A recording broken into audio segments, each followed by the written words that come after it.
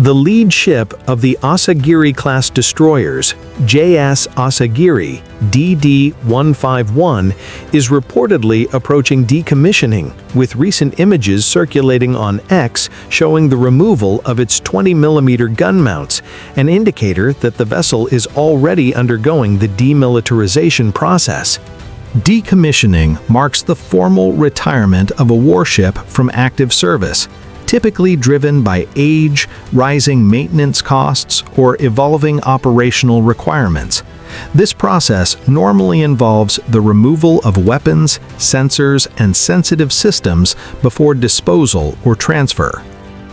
Several defense observers have suggested that, aside from the Asagiri-class destroyer escorts, the Philippine Navy is also eyeing selected upgraded units of the Asagiri-class. Should the PN pursue the acquisition of either or both classes, these aging but capable vessels could realistically remain operational for another 10 to 15 years, provided they undergo extensive refurbishment and system overhauls. Such transfers are widely expected to take place around 2027, following their official decommissioning from the Japan Maritime Self-Defense Force. The potential acquisition of Asagiri-class or the more capable Asagiri-class warships would provide the Philippine Navy with a substantial boost in anti-submarine warfare, ASW, coastal patrol capability, and overall maritime presence.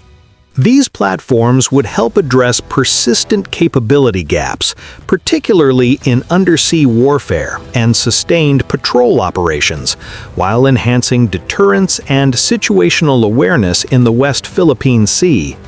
In addition, the ships offer greater range, endurance, and immediate surface combatant power compared to most of the PN's current assets, while further strengthening defense ties between Manila and Tokyo.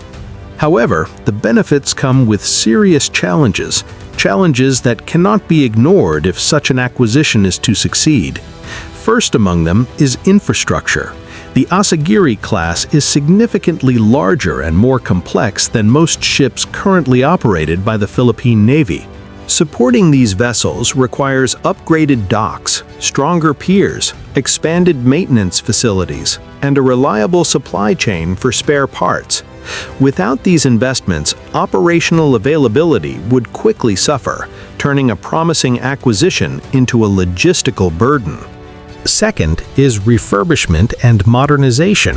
While these ships may be transferred in relatively good condition, ensuring they are fully operational for Philippine requirements will not be cheap or simple. Communication systems will need upgrading to integrate with PAN and allied networks. Certain combat systems may require refurbishment or replacement. Sensors, radars, and electronic systems may need modernization to remain effective in today's threat environment. Third is manpower and training.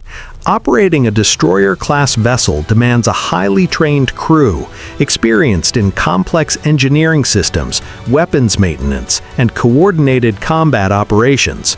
While the Philippine Navy has made significant progress in professionalization and training, absorbing ships of this size and complexity will require expanded training pipelines, simulator support, and close cooperation with JMSDF instructors, at least during the transition period.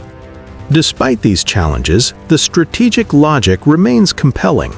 Second-hand does not mean second-rate, especially when the alternative is waiting years for new ships while regional security dynamics continue to evolve rapidly.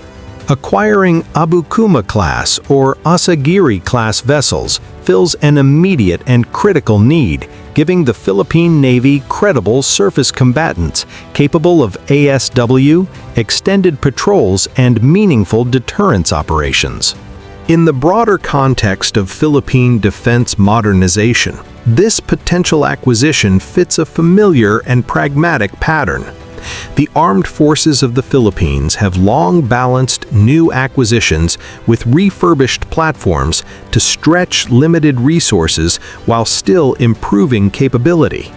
What makes this case different is the scale and sophistication of the ships involved and the strategic implications of sourcing them from Japan at a time of intensifying regional competition.